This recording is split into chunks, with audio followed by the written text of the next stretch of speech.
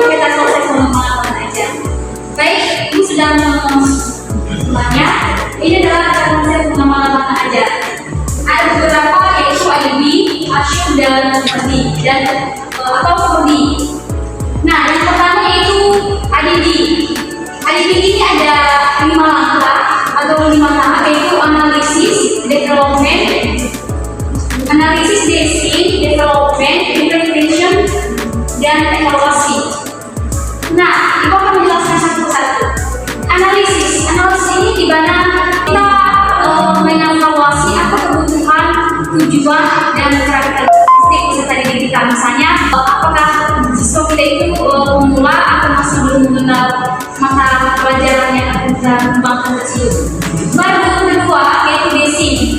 Setelah kita menentukan tujuan kebutuhan kita, baru kita merancang atau mendesain apa metode yang kita butuhkan untuk mengembangkannya.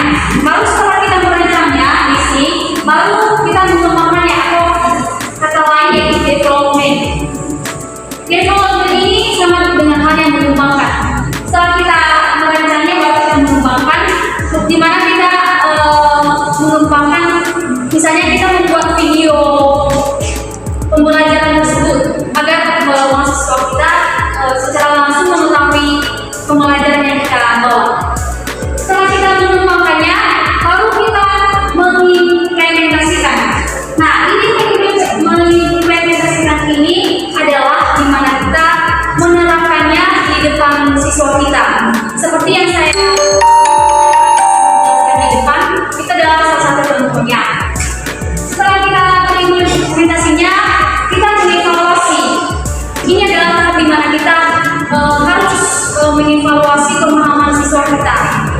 Jadi, misalnya saya memberikan tugas kepada kalian atau saya memberikan kuis, itu adalah salah satu evaluasi dari IDB. Baru selanjutnya yaitu 4D, di mana 4D ini ada 4 tahap yaitu define, basic, develop, dan discipline.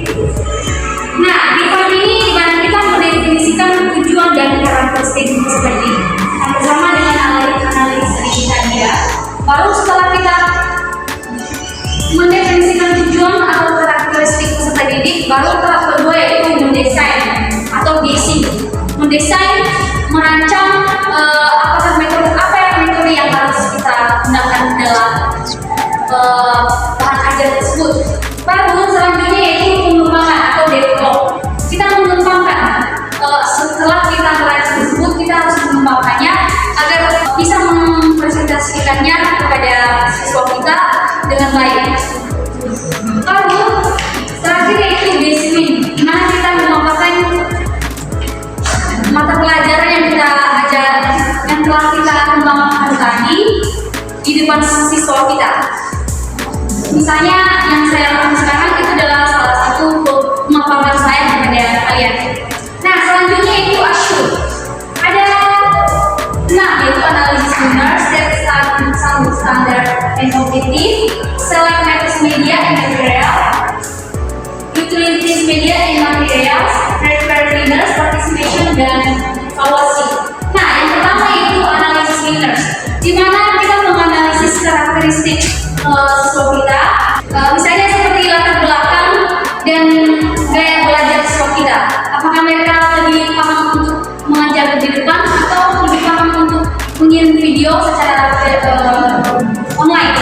Lalu pilih standar objektif, di mana standar objektif ini menetapkan standar dan tujuan pembelajaran. Lalu ketiga yaitu select methods media dan material. Nah, di mana kita memilih metode, media, dan materi yang akan kita paparkan kepada siswa kita. Misalnya media yang harus kita gunakan, apakah bentuk gambar, video, buku, itu adalah select methods media dan material. Baru selanjutnya itu utilities media dan material. Nah, setelah kita memilih metodenya, setelah kita memilih kalau video ya video, nah kita membuat video tersebut. Setelah kita memilih, kita membuat video tersebut, mengembangkannya, baru mempresentasikannya kepada siswa kita. Lalu yaitu prepare learners participation.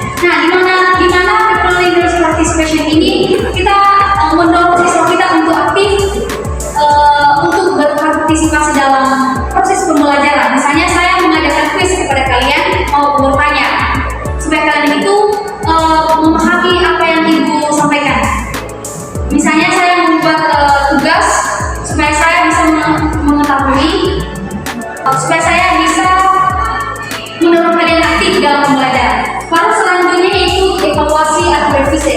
Nah, setelah itu memberikan tadi dorongan partisipasi kalian, saya mengevaluasi pemahaman kalian. Apakah kalian sudah paham terhadap pembelajaran atau belum?